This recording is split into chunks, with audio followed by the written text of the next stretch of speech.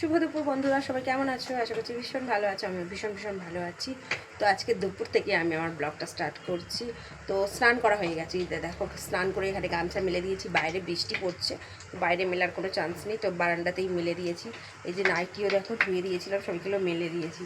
মানে কাপড়গুলোও যে মেলেছি না, তো একটু ভালো করে মেলে দিই, কারণ বৃষ্টিটা পড়ছে, বুঝেছো তো, টুকটুক করে বৃষ্টি পড়ছে অল্প অল্প। আর এদিকে আমার রান্না বান্না সমস্ত কমপ্লিট।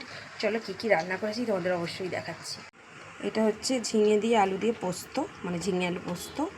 এই যে এখানে রয়েছে ডাল, পাতলা করে মুগের ডাল, যা গরম পড়েছিল তাই ডাল বানিয়েছিলাম। আর দুপুরবেলা তারপরেই দেখছি বৃষ্টি ঢেলে দিয়েছে। এখন ওয়েদারটা খুব সুন্দর, ঠান্ডা ঠান্ডা হয়ে গেছে। ভাত তো লাগবেই। এই যে ভাত হচ্ছে, আমি একটু পরে ভিডিও করছি, যে তোমার ছেলেকে খাইয়েছি, বাড়িতে অন্যরা খেয়েছে তার জন্য। আর এই যেখানে আছে শাক ভাজা, এটা হচ্ছে কলমি শাক ভাজা, সাথে রয়েছে গন্ধরাজ লেবু, ডাল দিয়ে জাস্ট অসাধারণ লাগে। আর এই দেখো ডিম ভাজছি, ডিম ভাজতে বসিয়ে দিয়েছি। এটা ভাজতে বসিয়েই আমি চান করতে গিয়েছিলাম, বুঝেছো তো, চান করতে গেছিলাম। ভেবেছি, অপেক্ষা করছিলাম যে বৃষ্টির, মানে রিলস এবছরে সেরকমভাবে বানাইনি। ভাবছিলাম যে বৃষ্টিটা যদি ঠিকঠাক হয় তাহলে আমি একটু রিলস বানাবো, তো তার জন্য। তো বৃষ্টি তো সেভাবে হচ্ছে না, তাই স্নান করিয়ে এলাম, অপেক্ষা করে ছেলেকে খাইয়ে ঘুম পাড়িয়ে স্নানটাই করিয়ে এলাম। আর দেখছো ডিমটা কত সুন্দরভাবে উল্টে গেল, বেশ ভালো লাগছে না? তো একটু ধীরে ধীরে ভাজলে ডিম কিন্তু খুব সুন্দর গোটা ওঠে। আর একসাথেই ডিম ভেজে নিচ্ছি, তোমার দাদাভাইও খেতে আসবে, তো তার জন্য। আর সেভাবে ভিডিও করা হচ্ছে না, একটু সময়ের অভাব হয়ে গেছে। আর সত্যি ওয়েদারটা ভীষণ ভালো লাগছে এখন বেশ, তো তার জন্য ভিডিওটা শুরু করলাম। চলো তোমাদের ওয়েদারটা একবার দেখিয়ে নিই। দেখো বৃষ্টি কিন্তু সেভাবে পড়ছে না, একদম অল্প অল্প পড়ছে। আর এই যে দেখো গাছগুলো দেখে বুঝতে পারছো যে একটু একটু বৃষ্টি পড়েছে। আর ওয়েদারটা জাস্ট অসাধারণ। তো আকাশটা এরকম ঘোলাটে মেঘলা করে আছে, বুঝছো, খুব ভালো লাগছে, খুব সুন্দর ওয়েদার। এরকম ওয়েদারে ঘুরতে যেতে ভালো লাগে, কিন্তু বৃষ্টি পড়ছে। তো বলতে ডিম ভাজাটাও লাল লাল করে ভাজা হয়ে গেল।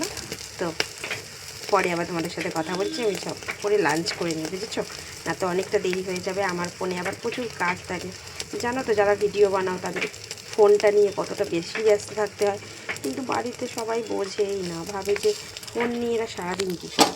দেখো, কখনো তো তাকে ফোন নিয়ে ভিডিও করতে হচ্ছে, কখনো তাকে ফোনে নিজের ভিডিও আপলোড করতে হচ্ছে, কখনো তাকে অন্যের ভিডিও কমেন্ট করতে হচ্ছে, আবার লাইভ করলে কেউ সেখানে অ্যাটেন্ড থাকতে হচ্ছে, আবার কমেন্টগুলোর রিপ্লাই করতে হচ্ছে। মানে প্রচুর কাজ থাকে, অনেকে বোঝে না এটা।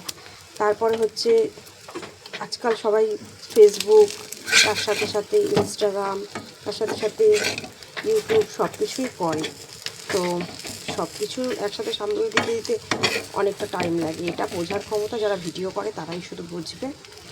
তো ঠিক আছে, চলো, লোকে অনেক কথা বলবে, এসব কান দিলে আমাদের চলবে না, আমাদের ভিডিও করতে হবে। পরে আবার কথা বলছি। বৃষ্টি বৃষ্টি ওয়েদার, আর এই বৃষ্টির পর বেশ ভালো লাগে বিকালটা, বুঝেছো তো। তো এই যে আমাদের দোকান দেখো খোলা আছে, এই যে আমাদের বাড়ি, তোমরা ভালো করেই জানো।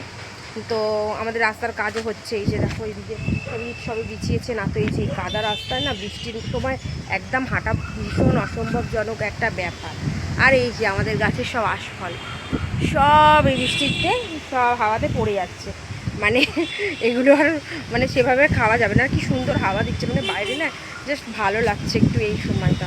তো তার জন্যই তোমাদের সাথে একটু ভিডিও করতে চলে এলাম। তো তারপরে রাস্তাগুলো খুব কাদা, আর বাড়িতে যেতেই পারছি না, রাস্তাগুলো পুরো বন্ধ।